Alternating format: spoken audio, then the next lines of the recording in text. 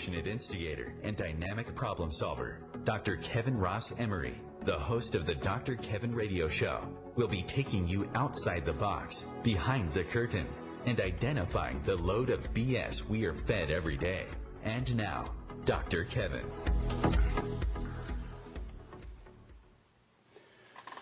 Hello, hello, hello, and welcome to the Dr. Kevin Show here on OMTimes, where we're changing the world one ohm at a time. So we are now a live call-in show. So in a few minutes, I will be going over, as I always do, my hot topic. But do remember that anytime through today's show, you can call in at 202-570-7057. Again, that's 202-570-7057.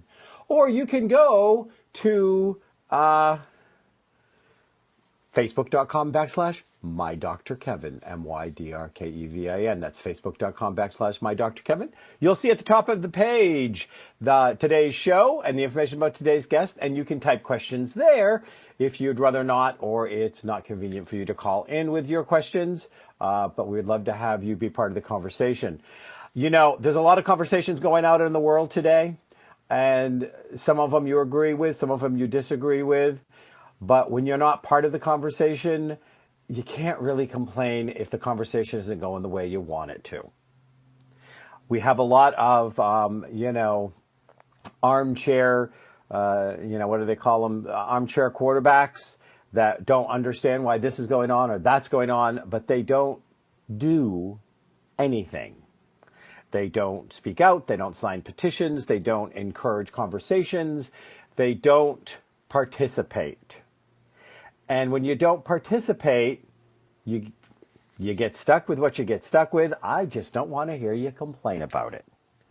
The problem is, for way too long, there has been a serious percentage of this country that has stayed apathetic and unthinking.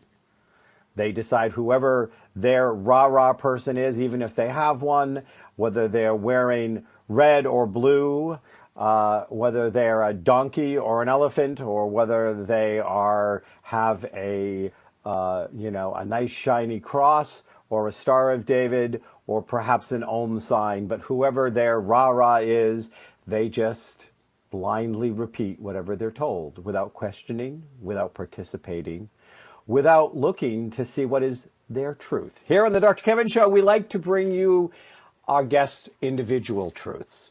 We like to hear your individual truths. We don't want to hear what your politician in District 34 thinks of gun control or abortion or school prayer or any of that. We want to know what you think and why you think it. I don't want somebody else's words regurgitating out of your mouth. I would like you to stand up and be an active American participating in the American system. The only thing that I see Americans regularly participate in is complaining about the system. But I don't see them taking a lot of actions, putting their energies out to make a lot of change, and I don't see them participating in the conversation. So this is your time, every Thursday night at 6 p.m. Eastern Standard Time, to participate at least in one conversation where you may change a mind, or you may get your mind changed, where you may weigh in on something and it could make a difference. You're never going to know if you don't do it. You do that by picking up the phone and calling in at 202-570-7057 or going to Facebook.com/MyDrKevin, MYDRKEVIN. When you're on there, make sure you like the page, because I'm a likable guy. Ask me, I'll tell you. Like the page and continue to participate in the conversation. We always want more people to participate. Even if I don't agree with what you say, at least you're saying something. Just make them your words. How's that? So for today, today's hot topic, as you all know, my hot topic may be something that makes me feel warm and fuzzy, or it may be something that gets me hot under the collar. Excuse me. But, the thing is, I did find that with a lot of the political unrest going on, with a lot of the frustration going along, with a lot of things that I didn't personally agree with, and trust me, I spoke out about them, that I was doing a lot of things that were more got me hot under the collar. And though I think it is important to express all emotions and to be able to look at everything going out there, I also do believe at the same time that if you always focus on the negative, you really do end up bringing up more negative. So I'm going to do a warm and fuzzy today. And after I do the warm and fuzzy, I'm going to introduce today's guest, who has been, is an old friend, was started as a client, 28 years ago, almost 30 years ago, something like that. And we have traveled a multi-purpose journey together. And she is an intelligent, insightful woman who, trust me, speaks out, or she would not be on the show. Today's warm and fuzzy is about the hero grandmother that thwarts a baton attack on a police officer. On February 22nd, on Sunday, the driver after driver saw a man attacking a police officer in Baton Rouge who tried to arrest him. And they just kept going.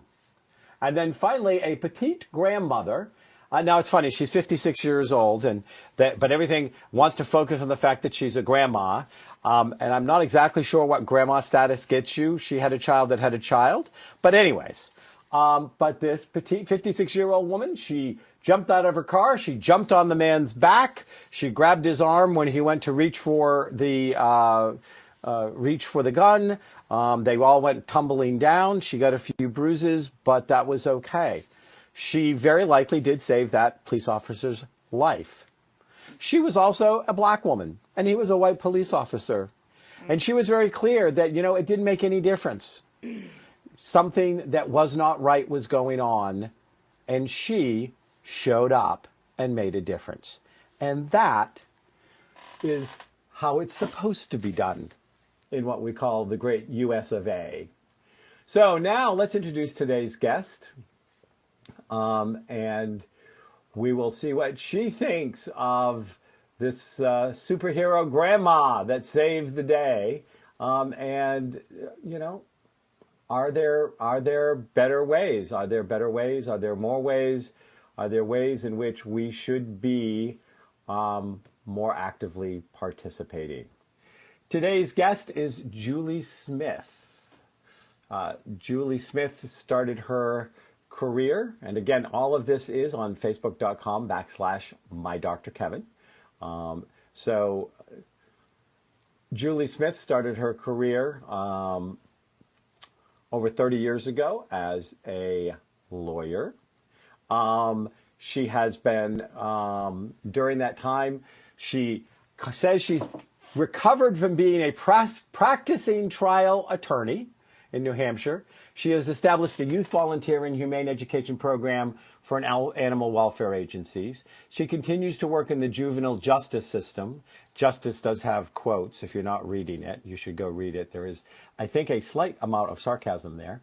Justice system as a literacy volunteer coordinator, both in the Chicago area, and moved back east to pursue a new career as a classroom educator, which she ended after 10 years. Currently, she seeks to return to the nonprofit world in a mid-management level position.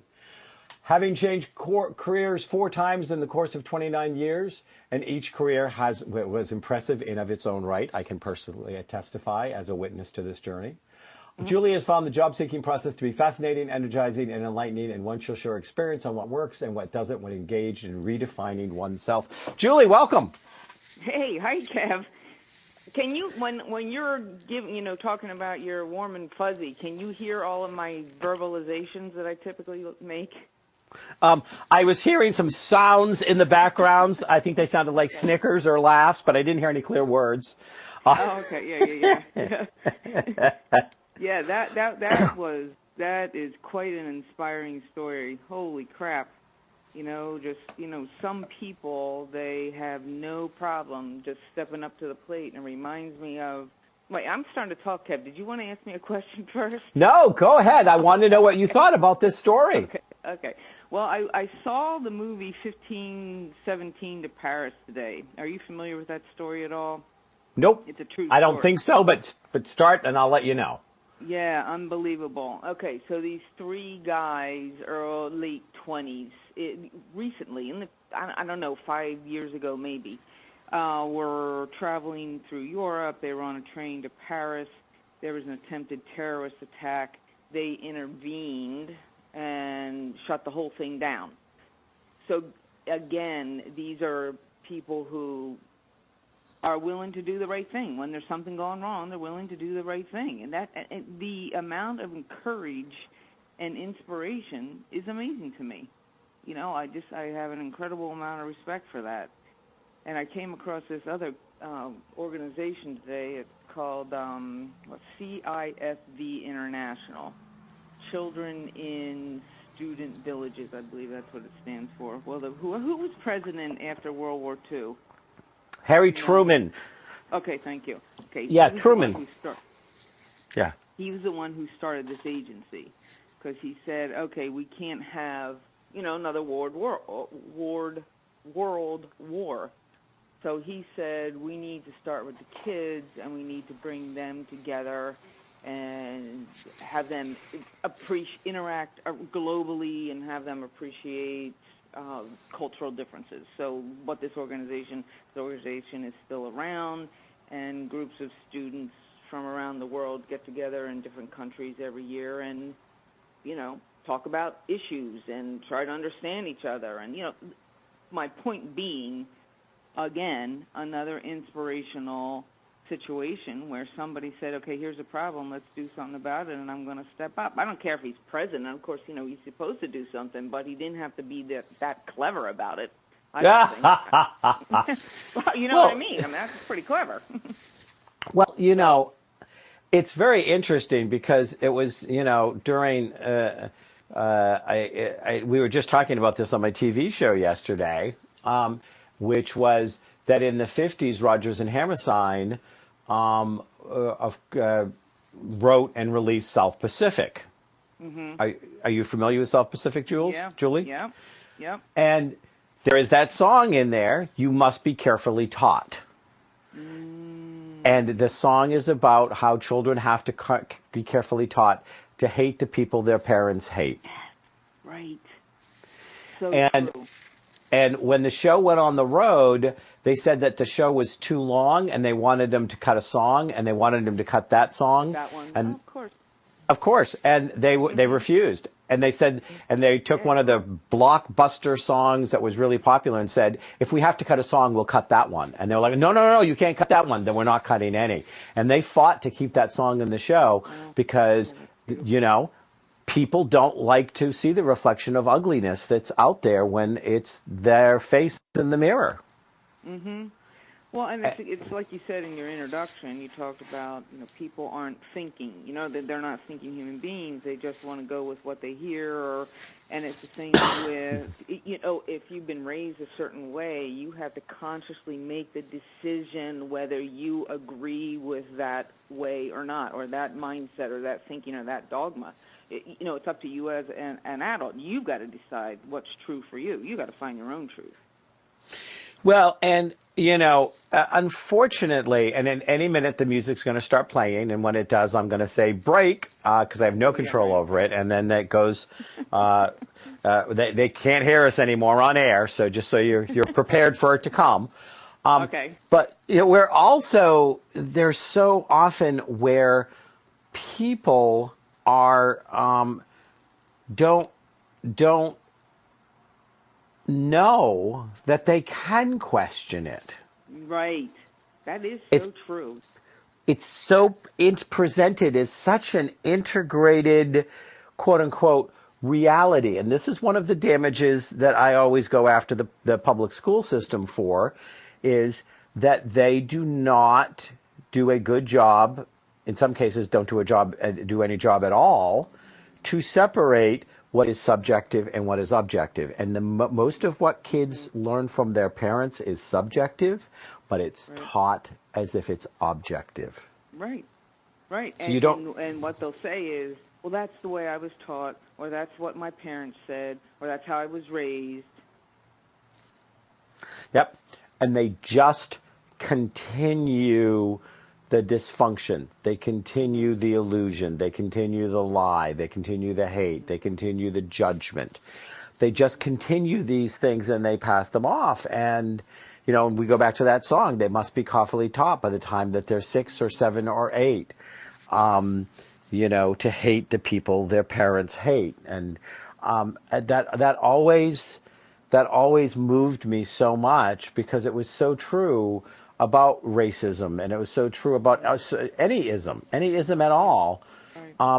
Because, there's a reason why it's called blind hatred, because the person is being blind to an individual because they're so enamored or so committed to a larger concept, which may or may not be correct. And the minute you say all of anything, you're wrong, because all of anything doesn't ever exist. Yeah. Recently, I saw there was an expose on this former white supremacist who was raised a certain way and always thought that had to be the truth, and that he made it its truth. Had all these tattoos all over his body about white supremacism and Nazi symbols. Then he met his wife, and she kind of raised his consciousness, or he allowed her to raise his consciousness, and he now has gone away from all that thinking, and has changed his mindset and realizes how narrow-minded and silly that used to be. But anyway, the program was also about this tattoo artist who was willing to take off of all of his tattoos for free. So another inspiring story about people thinking and standing up and doing the right thing, like the grandmother who's only 56. Well, I had James, and I'm not going to be able to pull up his last name. I may be able to find it when we go on break, but he was on my radio show. You guys can find the archives at, OMTimes.com/the Dr. Kevin Show. And there is our break music, and we'll be right back.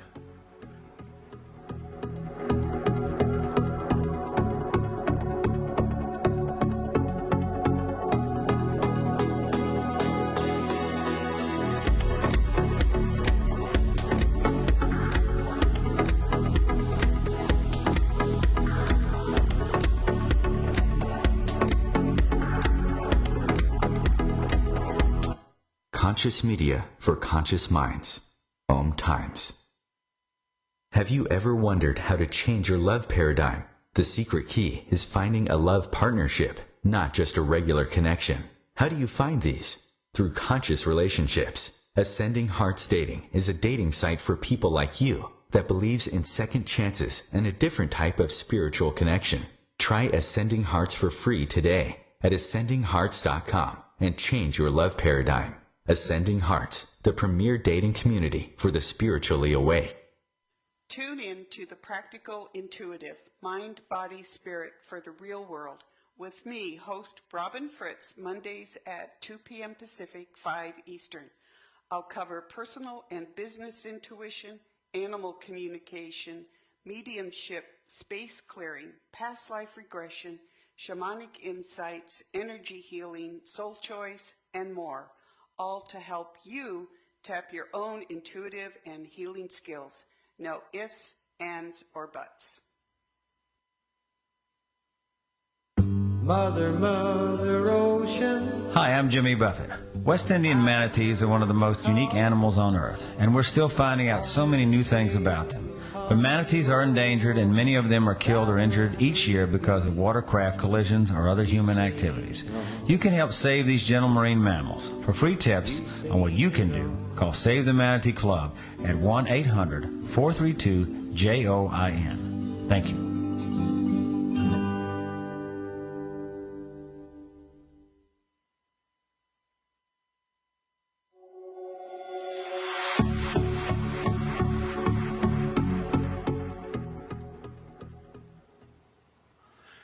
Hello, hello, hello. Welcome back to the Dr. Kevin Show here on OMTimes, where we're changing the world. Wait for it. One ohm at a time. Today's guest is Julie Smith. Julie Smith is a old friend and guest and was a private client of mine for over 20 years. Close to 30 years, Jules. I know that's true. Yeah. She has been a butcher, a baker, and a candlestick maker. when she wasn't doing any of those. She has done everything from being a trial lawyer, establishing a youth volunteer and humane education program for animal welfare. She has done work in the juvenile justice system as a literacy volunteer coordinator. She has been a classroom educator, and she has been definitely a outspoken advocate for any injustice that crosses her path. Yeah. You can join this conversation with Jewel. I keep on calling her Jules because that's my name for her. You notice she doesn't call me Dr. Kevin. She keeps on calling me Kev because she knew me before I got my doctorate. And that's okay. So tonight it's the Jules and Kev show. Yeah, there you go. But you can be part of this conversation at 202-570-7057. Jules, we're into the first segment, and the first segment is, where do you want to take my listeners outside the box? And I don't care where you have such a variety of experiences. So anywhere is fine with me.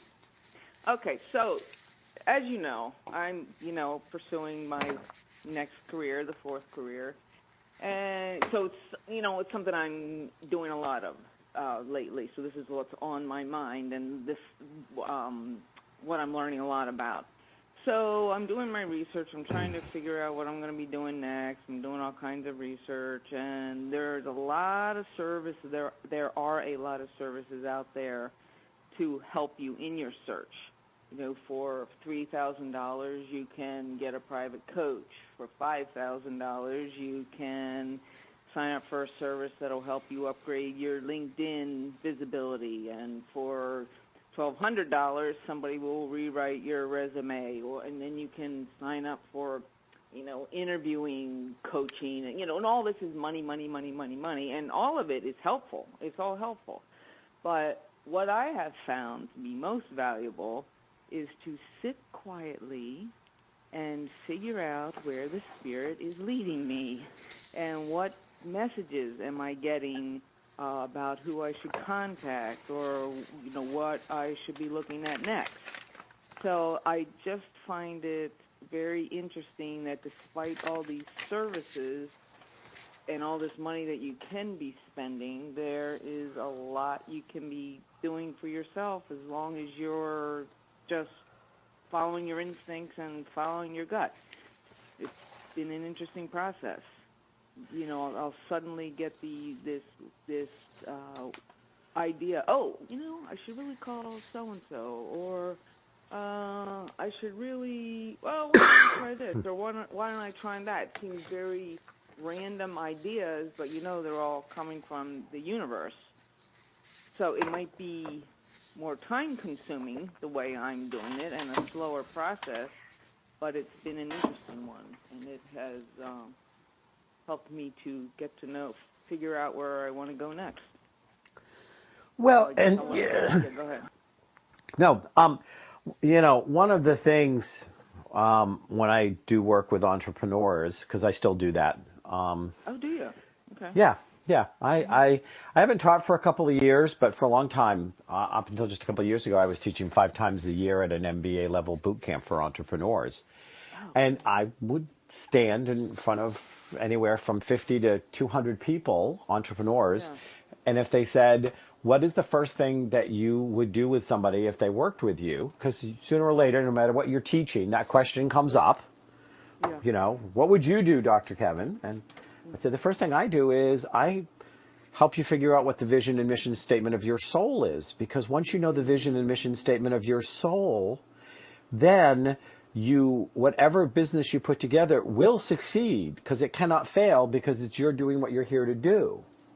And anything you put together that isn't part of the vision and mission statement of your soul will be more difficult, will be harder to maintain, and will come at a greater cost of self, of joy or health or relationships or whatever. Yeah, time. Yeah, all of that. And and I think that's.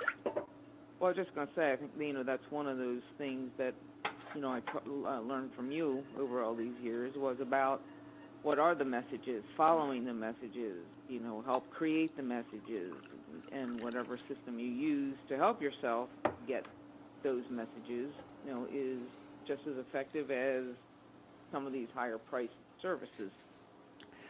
Well, and the thing is, any consultant, and you're talking to somebody that does consulting as well as does private one-on-one work, and I'm all over the place. I'm an ADD poster child, alive, well, and proud of it. Right. But your consultant can only help you to the extent with which you have clarity. Most of the people that you go to, most of the people you go to, they're going to say, well, we can, so do you think you want to do something back in law because you were a lawyer? Well, no. Well, here's what we've done for teachers in the past. Well, I'm not a teacher in the past. I'm Julie Smith, who was an educator, that was a lawyer, that was a volunteer coordinator, that was a literacy teacher. That I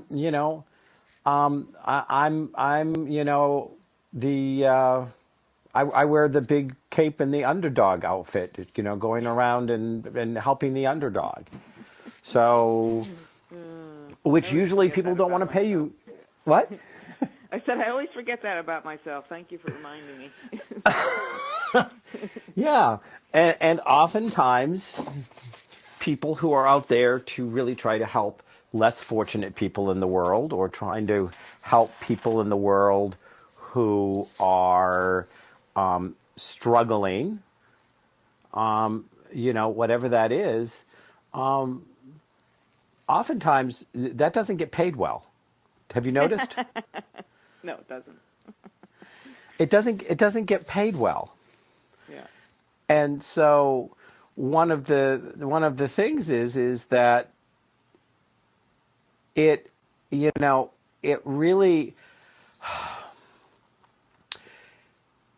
when you're trying to help people or situations or even animals that cannot help themselves, a lot of times you are having to create a reality to make it happen. Right. Yeah. And we're talking about how it doesn't pay well. That's all part of the process, too, that you have to come to realization, okay, well, money's not that important to me, or it is a motivating factor, or it isn't a motivating factor. It's part of something you have to know about yourself, that you figure out in the process. Well, and it's really interesting because part of it is we have, as a society, wrapped up so much value in stuff and things. Mm-hmm. I mean, when somebody is like, well, I have to make at least X number of dollars. I have to make at least $100,000 a year. Well, why? Well, I've got all these bills to pay. Well, what are these bills from? Well, I've got a 10-room house and I have to have a TV in every room. Oh, really? You really have to have a TV in every room? Are you in all 10 rooms every day? I mean, excuse me? Right. But Mm-hmm. we've been taught that money and possessions are a measurement of value and status. And success. And I know, and let me tell you, I know some very wealthy people, some who I've worked with, who bargain shop, who don't have a TV in every room, who don't have that, aren't driven by that. But, we've gotten sold the American nightmare and told it was a dream. Mm-hmm. Well, and the other part of that American dream or nightmare is that people who get paid the highest are the people who are valued the most financially are the ones doing jobs that make money for the company, sales. The more money you make for the company, the more money they're going to make for you. But if you're someone who's out there doing good, with many of these other things that we've already talked about, it just doesn't have any value. Doesn't have doing the right thing and doing good doesn't have any value. Financial value in this society. Yeah, and I mean, and you end up, and this has been going on for hundreds of years. This is nothing new. That's why you end up with all of these foundations that are stuffed with money to help the poor and the abused because their fathers or grandfathers or great-grandfathers were the ones that were abusing these people's fathers, great-grandfathers or great-grandfathers, and taking an advantage of them and made millions of dollars off the backs of people, and then, in some great swoop of, okay, well, this will clear my conscience. Well, now I'm going to have a fund that will support this or support that or whatever. And, what's done is done. I'm never going to stick my tongue out at a foundation if it wants to write me a check to do good work. I'm all for it. But don't ever forget it's blood money. Yeah, you got to understand where it's coming from. Right. Yeah. Yeah. Good point. And there was an interesting observation because I was recently in Curacao on my honeymoon. And oh, wow. Yeah, I know. You don't do Facebook. Yeah, okay. Yeah, well, I don't do Facebook, so yeah. Yeah, you don't do Facebook because I post it every day on my Facebook page, the pictures and the adventures. Yeah. So, anyways, but that's okay. That there was a woman in Curacao who was part of the Jewish community that founded Curacao. Curacao actually was an island that came up out of the bottom of the sea. So there were no quote-unquote natives on Curacao originally, unless you look at the fish. And once their caves were, 1,000 feet in the air, they were kind of like a limited supply, and their time ran out pretty quickly. So, and this is an island that got settled with a lot of people, but there was a significant, when the Spanish Inquisition was going on, just another shining moment in the history of Christianity that it needs to remember when it's being so judgmental. But the Spanish Inquisition, that they bargained with the Netherlands, who was in control of Curacao at the time, to set up a Jewish community there because they felt like they would be even safer there than in the Netherlands, because the Spanish Inquisition was really going around and grabbing people from all throughout Europe to punish them, because that's what God said to do. Love thy brother while you kill them. Yeah, exactly. I think I missed that verse. Anyways, but this woman who ended up having great wealth come into her and collected a lot of art and did a lot of, was very much about good works, that when she died, she insisted that her house and her fortune be to preserve the arts of the island and the stuff that she had collected and the things like this. And it made me think of Isabella Stewart Gardner, the Isabella Stewart Gardner Museum in Boston. Yeah, who was one of the finest small collections in the world. Again, and I was like, that's very interesting. How much more often, when wealth falls to the women in the family, and if they should not have anyone to pass it on or choose not to pass it on to, do they do things that are more about the arts and the humanities and things like that? Do you think there's a correlation, or am I just making this up? What do you think? Wow, yeah, that's a good question. That's a really good question, because it also reminds me of Georgia O'Keeffe and some of her compatriots out in Santa Fe, and all of the women, all of the artistic residency programs were funded by women and continue now to be run by women. So what is that about? That's interesting.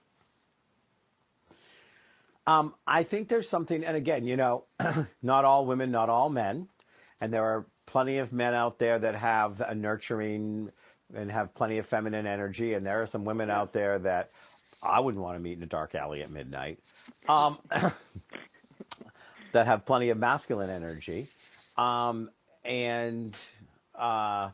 but overall, I think that the feminine energy has more of a drive to preserve. The male energy has more of a drive to destruct and construct. So it's not about the art so much. It's about the preservation of history and culture. That's what when I thought about it, I tend to think of, because the feminine energy is much more about, again, preserving the line, preserving the house, preserving the family, even the way that like when a woman gets pregnant and she releases certain chemicals in her body so that if food becomes scarce, her body will become uber efficient at being able to turn fat into food that will keep the baby alive. Wow. I didn't even know that. That's interesting. Wow. So it is built within the feminine energy, and even in the feminine energy form, that the driving force is to preserve, to preserve and to procreate. Yeah. And the masculine energy is more about about constructing and destructing. You have to destruct something to construct something. Not always, but oftentimes one is following the other. And you look at you look at 1,000 years of the Catholic Church being very patriarchal and male-led, and men going out and literally pillaging, raping, and destroying the cultures around the world in the name of Catholicism, so that they could then take that stuff and then westernize it, Christianize it, give them a bad thing. I had the conversation with more than people at Carousel. I mean, and I had a beautiful time on my honeymoon. It was fabulous. Yeah, I bet. Learned a lot. But it's the island is 80% Roman Catholic. Whoa. And I questioned, because Danny Glover did a movie, and I have to find out what it is. I had not seen it, but I heard about it when I was on the island and I did a couple of tours. And it was when the slaves uprose.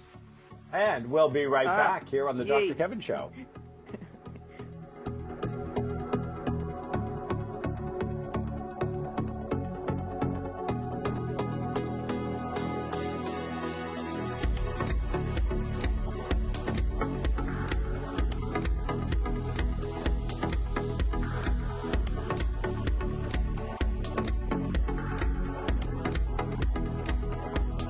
The Real Conscious Connection.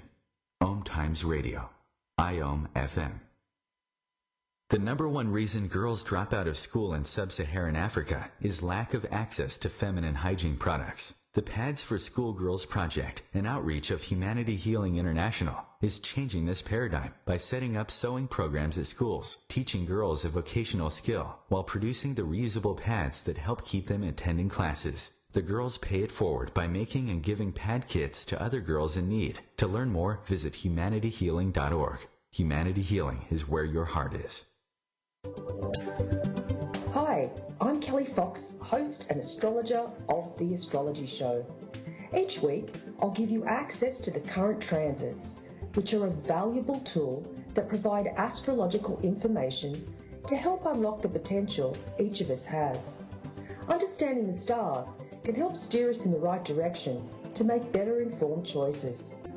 So if you're wondering what's going to happen in your week ahead, be sure to tune in to The Astrology Show for guidance, Mondays at 9 p.m. Eastern Time. This is why you work so hard to pay the mortgage. Because home is more than four walls and a roof. It's that porch swing on a summer evening. It's everybody over for Sunday dinner, and your family sleeping in their own beds at night. Making Home Affordable is a free government resource that can make paying the mortgage easier. Call 888-995-HOPE or visit makinghomeaffordable.gov. Good night, Mama. This is why. Brought to you by the U.S. Treasury, HUD, and the Ad Council.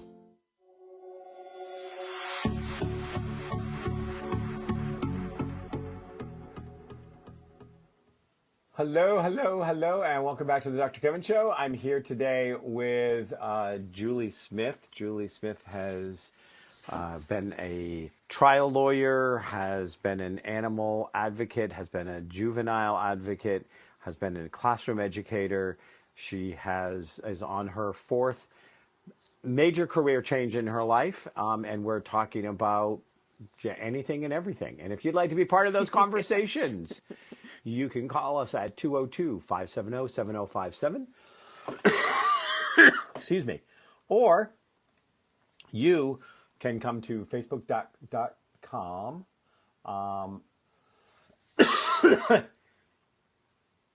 Excuse me. Facebook.com / my Dr. Kevin, MYDRKEVIN.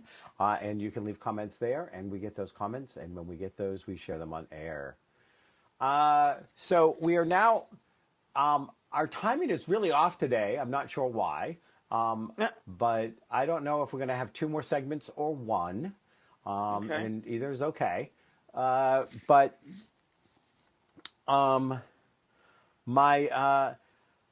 The uprising, the slave uprising, and it's called Tula the Revolt. It came out in 2013, and it's that's okay. The name of the movie. Yep, about the leader of a big slave uprising on the island of Curacao in 1795, which is interesting because that means that a tiny Caribbean island actually ended up getting their slaves freed 65 years before we freed ours. Wow. Which we never really did, but anyway. We can move on to that Back topic to if you want in a second. Yeah. But one of the things is that I really pushed at some people there when I was having conversations because I told the story of how the government at the time in Williamston sent the priest out to convince the slaves that the right thing for them to do was go back and be slaves, no matter how badly they were being treated. Now the slaves didn't believe them, and they pushed through, and the revolt happened. But I'm thinking, okay, so here I am. I was taken from my country. I was brought to a new country. I had a religion forced on me that I was told I wasn't good enough for. It was a very popular belief and very well documented that Christianity taught that slaves didn't have souls. Therefore, they didn't need to be buried in burial yards. I mean, in Portsmouth, New Hampshire, they discovered a great big place where all the slaves that died bodies were thrown because they didn't have to have a consecrated burial because they weren't human. And this was all on the word of the religion. And I go, and now this is the religion you follow? Yeah. Somehow this religion speaks to you? Mm-hmm. Explain this to me. What was the response to that? Did you actually say that on the island? I said it on the island to a couple of people. I wasn't very in your face about it. I tried to be mellow. I was on vacation. I'm on my honeymoon. I'm trying to be, mellow. And I didn't want to push him too hard because I was having a fabulous time. And I actually made people who I will stay in touch with. I mean, like people who will, stuff like that. I mean, it was just amazing when we were there. So what was the response to that? This is the religion that you follow. Well, none of them said, well, I'm a Roman Catholic, just that the island is 80% Roman Catholic. And it's like, well, times change and people evolve. And their basic approach, which is one of the reasons we went to Curacao, because they feel this, mostly Jeff's and my whole experience was the same thing about LGBT, which was kind of a live and let live. Oh. The religions there don't fight. They do have a strong Jewish as well, and then they have some Hindus, and they have some Buddhists, and they have some Muslims, and there are temples, and there are churches, and there are synagogues, and there are mosques. And they said the one thing in this island is religious leaders never fight. The energy of the. Does that mean that they aren't really engaging in honest conversation about their various dogmas, or that means they respect each other's differences? It came across as if they respected each other's differences, is how it came across to me. Yeah, well, that's exciting. Asking that question that you asked them, though, well, they're saying that Roman Catholicism supported slavery, and you're saying, and that's the religion you want to have. It takes us back to, your introductory segment where you're talking about people don't think, and that's just the perfect example. Blind following. So we're going to kind of assume that this is the last segment because the first segment went long and the way it looks like, and now I suspect that we're probably on air until we're off air, would be my best guess. And whatever it is okay. So I'm going to put out the last segment because it's you. I'm going to skip the expose the truth. I'm going to skip the behind the curtain segment that usually is. I wanted you to ask me the question. Oh, okay. You mean quote, the quiz? I know the answer. The quiz? You want me to give you the quiz? Okay. So, from what movie came "Ignore the man behind the curtain"? The Wizard of Oz. No, Cinderella. No. No, well, when I listened to one of your archives and somebody didn't know that answer, I was like, I know the answer to this. You better ask me. Okay, so you're going to the last one, the load of crap. Yeah. Well, and if you have something that you prepared that you wanted to expose as a hidden truth, I mean, to me, the whole reason why week after week I do the Ignore the Man Behind the Curtain is because more so than ever in our society, media and politicians and corporations are playing the shell game with us, and they're look at this hand while they're doing something shady with this hand, and there's none of them I trust. I don't trust either Democrats or Republicans in general. I don't trust any political party because both political parties had to create the cesspool of Washington. Well, and they didn't get created by a single party. Oh yeah. Yeah. Right. Yeah. No. Right. That's exactly right. And of course, it always amuses me that who exposed the scam artist as a scam artist was a dog. I just always thought that was appropriate. Really? Yeah. What are you talking about? Well, that Toto pulled the curtain back and exposed the wizard. Oh, you mean in the movie? Yeah. Right. Yeah, no, I know. That was a good one. Yeah, that was a good one. Well, I'll just throw out what my experience is behind the curtain quickly in this job searching process. And it's that ageism is not really the problem that it's purported to be. You just have to make sure you don't look outdated in terms of, your writing, your resume, or whatever. It's not really ageism because I've gotten plenty of interviews despite my age and offers. I haven't accepted them, but I've gotten them. Yeah, so that was just interesting because it was one of my concerns. Being 58, almost 59. Oh my God, am I gonna have a hard time getting a job? But it's not the issue. Okay, so we can move on.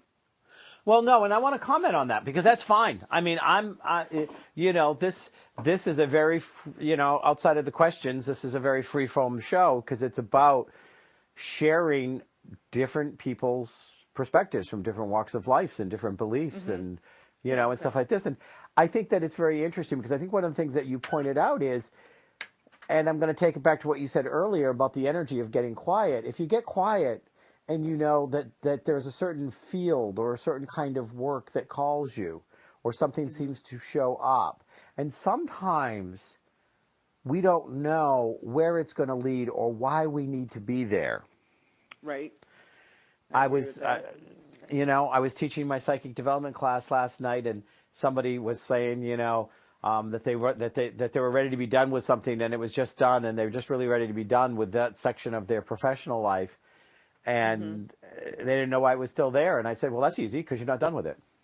If you're done with it, it'll be gone. And you only think you're done.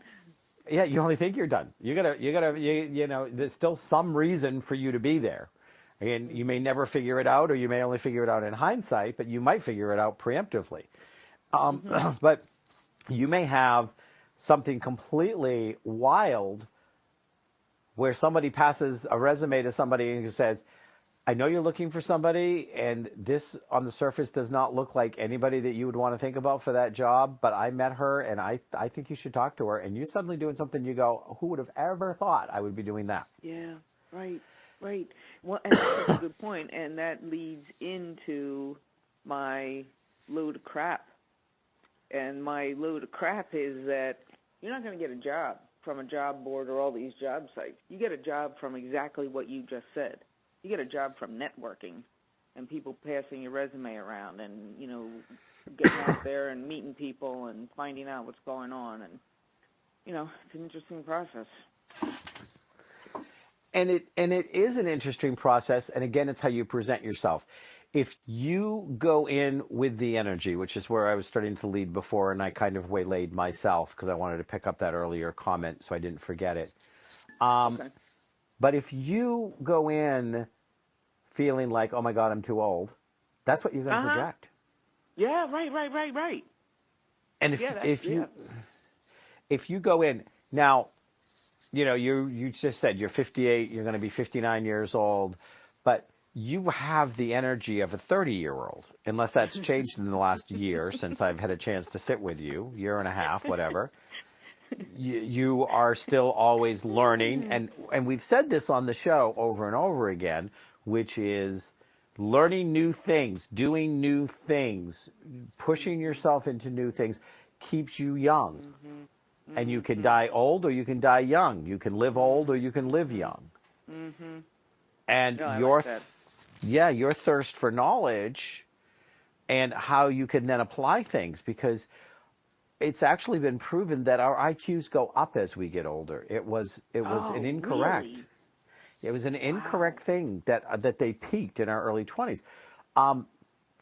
But the reason why the general idea is because the majority of people, by the time they're in their 50s, are into so many grooves and so many habits, and they don't question anything, and the mind gets lazy, and then it shuts down. So it has nothing to do with age. It has to do with mindset.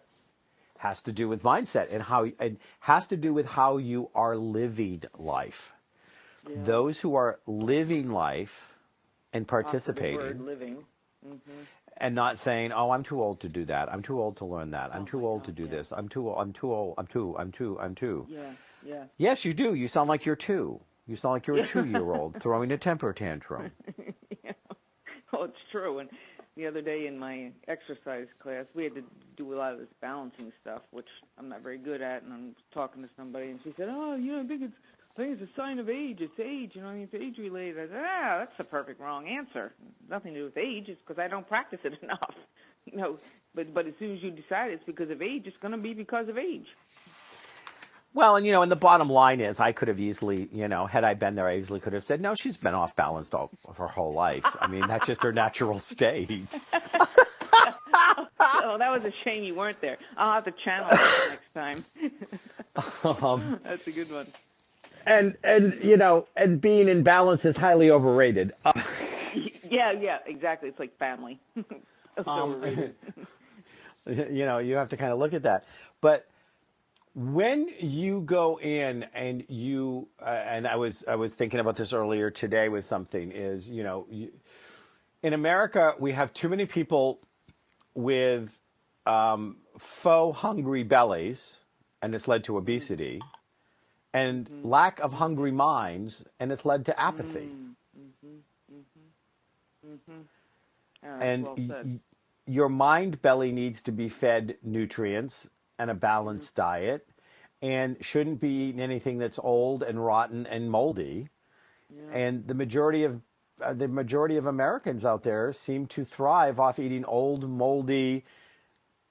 Well, that's what my parents said. That's what my grandparents said. Yeah. That's how I was raised. Yeah. How I was raised. Mm-hmm. Yeah. So if an employer sees, and the other thing is, and I'm going to say this to you, but I want the audience to hear this. And again, I am going to remind you one last time, though our time is almost up, but there is still time enough if you want to call at 202-570-7057. You can have your voice heard. We are giving you an opportunity, but you we'd must like to take hear it. From you.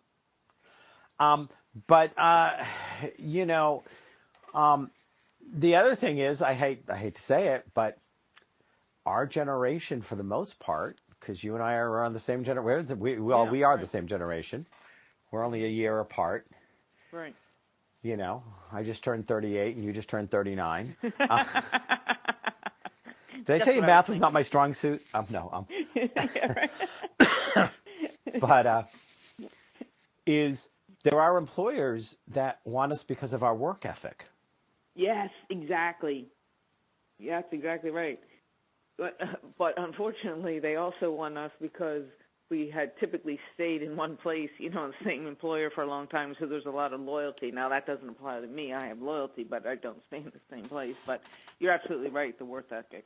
They don't want to hire millennials. Hmm. I was reading some research about that. Yeah. But you stayed as an educator for 10 years. Yeah.